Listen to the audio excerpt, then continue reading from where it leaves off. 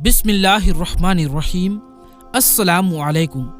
प्यारे दोस्तों, नबी करीम सल्लल्लाहु ताला अलैहि वालैहि वसल्लम की विलादत यानी पैदाइश आमुल फील में हुई थी। आमुल फील का मतलब है हाथी वाला साल। याद रहे, आमुल फील या हाथी वाले साल का जिक्र कुरान में सूरह फील में भी मिलता है। इस साल हबशा के चुना हुआ यमन के गवर्नर अब्राहा ने मक्का पर हमला किया था। उसने असल में सना, जो यमन का शहर है, उसमें एक कलीसा यानी चर्च अल कलीस के नाम से बनवाया था। और चूंकि वो ईसाई था, इसीलिए वो चाहता था कि अरब मक्का जाने के बजाय इस कलीसा को एक खास जगह बनाए। जब ये सफल ना हुआ तो उसने काबा को तबाह करने की ठानी। प्यारे दोस्तों, आज की इस वीडियो में हम आपको अब्राहा के इस हमले का वाकया पूरी डिटेल के साथ सुनाने वाले हैं। याद रहे कि ये वाकया फील भी कहलाता है। इस वाकये को वाकया फील का नाम क्यों दिया जाता है, ये भी आपको बताएंगे। और इसके साथ आपको ये भी बताएंगे कि अब्राहा कौन था और आप सल्लल्लाहु अलैहि वसल्लम की विलादत इस वाकये के कितने दिन बाद हुई। प्यारे दोस्तों, ये वाकया कुछ इस तरह है कि अब्राहा यमन का ईसाई बादशाह था। हज के दिनों में उसने देखा कि लोग बैतुल्लाह का हज करने जाते हैं। उसने अपने लोगों से पूछा, ये लोग कहाँ जाते हैं? उसे जवाब मिला, बैतुल्लाह का हज करने के लिए मक्का जाते हैं। उसने पूछा, बैतुल्लाह किस चीज का बना हुआ है? उसे बताया गया, पत्थरों का। उसने पूछा, उसका लिबास क्या है? बताया गया, हमारे यहाँ से जो धारीदार कपड़ा जाता है उससे उसकी पोशाक तैयार होती है। अब्राहा ईसाई था। सारी बात सुनकर उसने कहा, मसीह की कसम, मैं तुम लोगों के लिए इससे अच्छा घर बनाऊंगा। इस तरह उसने लाल, सफेद, पीला और काले पत्थरों से एक घर बनवाया। सोने और चांदी से उसको सजाया। उसमें कई दरवाजे रखवाए। उसमें सोने के पतरे जड़वाए। उसके दरमियान में जवाहिर लगवाए। इस मकान में एक बड़ा सा याकूत लगवाया। पर्दे लगवाए। वहां खुशबुएं सुलगाने का इंतजाम किया। उसकी दीवारों पर इस कदर मुश्क की खुशबू मला जाता था कि वो सियाह रंग की हो गई। यहाँ तक कि वो जवाहिर भी नजर नहीं आते थे। फिर लोगों से कहा, अब तुम्हें बैतुल्लाह का हज करने के लिए मक्का जाने की जरूरत नहीं है। मैंने यही तुम्हारे लिए बैतुल्लाह बनवा दिया है, लिहाजा अब तुम इसका तवाफ करो। नाउज़ुबिल्लाह। इस तरह कुछ कबाइल कई साल तक उसका हज करते रहे, उसमें एतिकाफ करते रहे। हज के दौरान जो भी वहाँ किया जाता है वो यहीं अदा करते रहे। अरब के एक शख्स नफिल हशमी से ये बात बर्दाश्त ना हो सकी। वो इस बनावटी और झूठे खानाए काबा के खिलाफ दिल ही दिल में कुढ़ता रहा। आखिर उसने दिल में ठान ली कि वो अब्राहा के इस इमारत को गंदा करके छोड़ेगा। फिर एक रात उसने चोरी चुपके बहुत सी गंदगी उसमें डाल दी। अब्राहा को मालूम हुआ तो सख्त गजबनाक हुआ। कहने लगा, ये कार्रवाई किसी अरब ने अपने काबा के लिए की है। मैं उसे ढा दूंगा, उसका एक एक पत्थर तोड़ दूंगा। उसने शामो हबशा को ये डिटेल से लिख दी। उससे दरख्वास्त की कि वो अपना हाथी भेज दे। उस हाथी का नाम महमूद था। ये इस कदर बड़ा था कि इतना बड़ा हाथी रुए जमीन पर देखने में नहीं आया था। जब हाथी उसके पास पहुंच गया तो वो अपनी फौज लेकर निकला और मक्का की तरफ चल पड़ा। ये लश्कर जब मक्का के आसपास में पहुंचा तो अब्राहा ने फौज को हुक्म दिया कि इन लोगों के जानवर लूट लिए जाएं। उसके हुक्म पर फौजियों ने जानवर पकड़ लिए। उनमें अब्दुल मुत्तलिब के ऊंट भी थे। नफील भी उस लश्कर में अब्राहा के साथ मौजूद था और ये हजरत अब्दुल मुत्तलिब का दोस्त था। हजरत अब्दुल मुत्तलिब उससे मिले, ऊंटों से रिलेटेड बात की। नफील ने अब्राहा से कहा, कुरैश का सरदार हजरत अब्दुल मुत्तलिब मिलना चाहता है। यह शख्स तमाम अरब का सरदार है। इज्जत और बड़ाई उसे हासिल है। लोगों में उसका बहुत बड़ा असर है। लोगों को अच्छे अच्छे घोड़े देता है, उन्हें हथियार देता है, खाना खिलाता है। ये सारी बातें अब्दुल मुत्तलिब के बारे में बता दिया गया। अब्राहा ने उन्हें मुलाकात के लिए बुला लिया। अब्राहा ने उनसे पूछा, बताइए आप क्या चाहते हैं? उन्होंने जवाब दिया, मैं चाहता हूँ मेरे ऊंट मुझे वापस मिल जाए। उनकी बात सुनकर अब्राहा बहुत हैरान हुआ।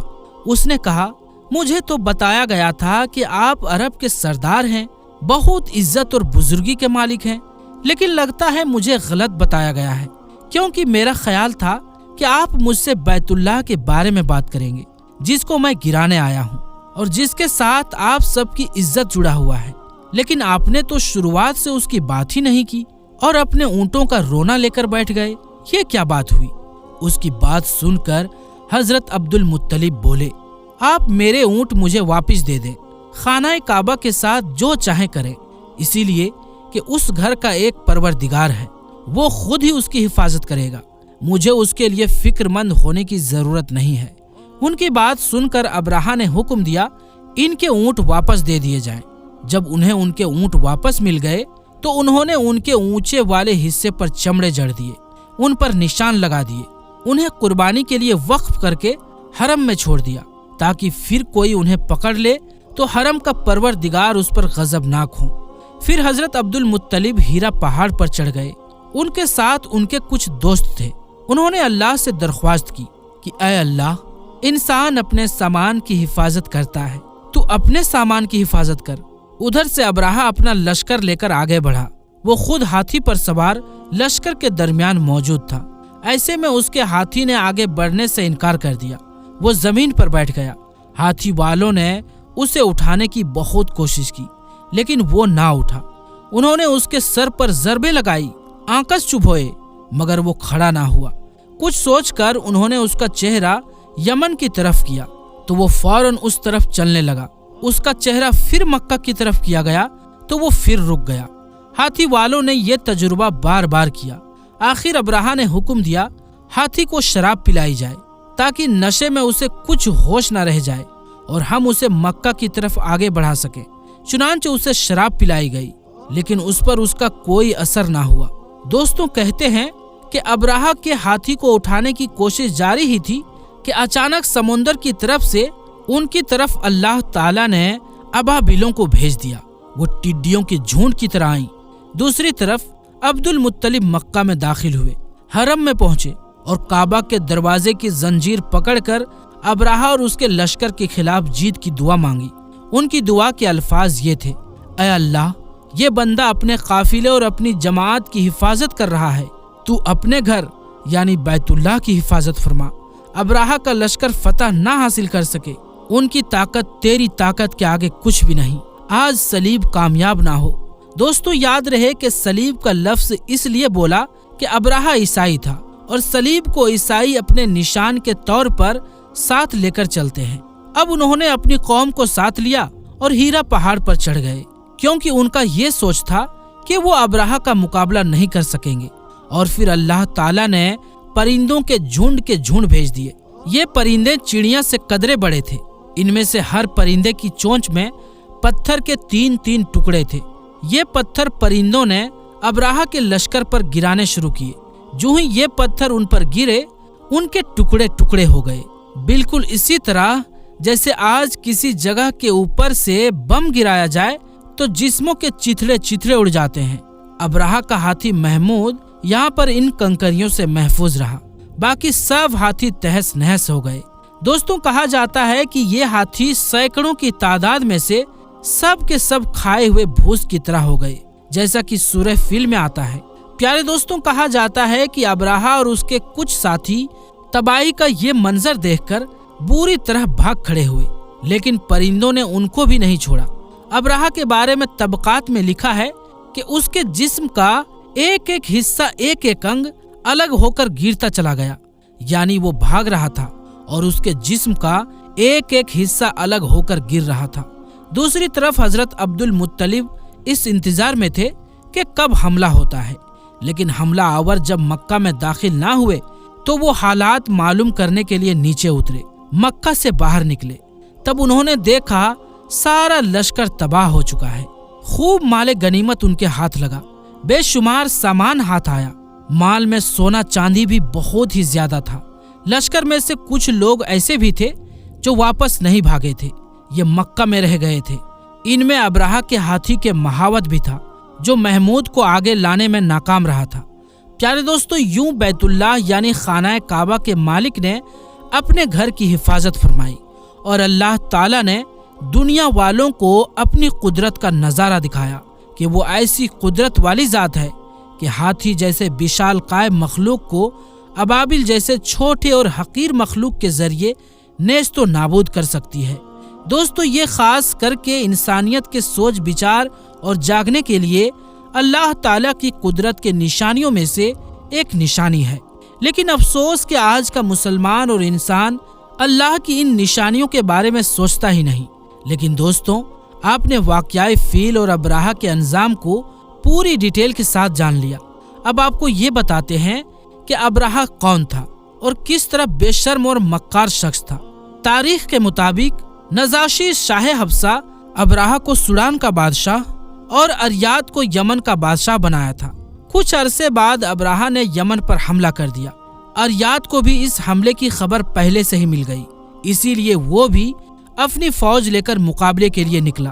دونوں فوجیں سوڈان اور یمن کی سرحد پر ایک دوسرے کے آمنے سامنے ہوئے۔ ابراہہ کا قد یعنی ہائٹ بھی بہت چھوٹا تھا اور وہ بہت ہی بدصورت بھی تھا۔ اس کے مقابلے میں اریات لمبے قد کا خوبصورت اور مضبوط شخص تھا۔ دوستو، کہتے ہیں کہ اریات کو اس وقت حیرت کا زوروں سے جھٹکا لگا جب ابراہہ نے اسے مقابلے کی دعوت دی۔ دراصل یہ ابراہہ کی ایک چال تھی جسے اس کا دشمن نہیں سمجھ سکا اور مقابلے میں کود پڑا۔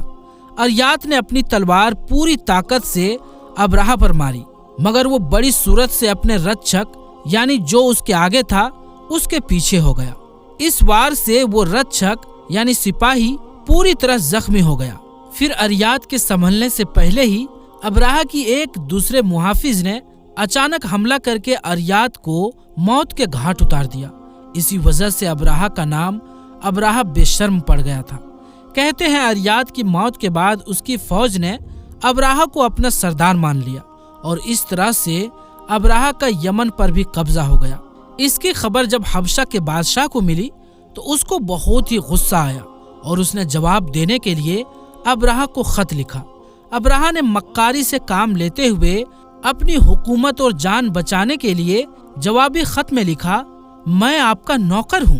مجھے جاسوس نے جانکاری دی تھی کہ اریات سوڈان پر حملہ کرنے کی تیاری کر رہا ہے، اسی لیے میں اس کی فوج کو روکنے کے لیے نکلا تھا اور پھر حملہ کرنے میں شروعات بھی اسی نے کی تھی اور یوں وہ مقابلے میں میرے ہاتھوں مارا گیا۔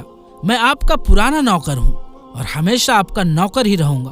سوڈان اور یمن کی سرزمین ابھی تک آپ کے ہی قبضے میں ہے۔ حبشہ کے بادشاہ ابراہہ کے اس جواب سے بہت خوش ہوا اور اس طرح اسے نہ صرف بادشاہ کی طرف سے معافی مل گئی تھی بلکہ یمن کی سرداری بھی اسے سونپ دی گئی۔ اور دوستوں، یمن کا بادشاہ بننے کے بعد ہی یہ واقعہ ہوا تھا جو آپ لوگوں نے ابھی سنا، اور یہی واقعہ فیل کہلایا۔ اور آپ کو یہ بھی بتاتے چلیں کہ یہ واقعہ نبی اکرم صلی اللہ تعالی علیہ وآلہ وسلم کی ولادت یعنی پیدائش سے 50 یا 55 روز پہلے محرم کے مہینے میں پیش آیا تھا۔ تو پیارے دوستوں، آج کی اس ویڈیو میں بس اتنا ہی۔ انشاءاللہ ملیں گے اگلی ویڈیو میں، تب تک کے لیے السلام علیکم، اللہ حافظ۔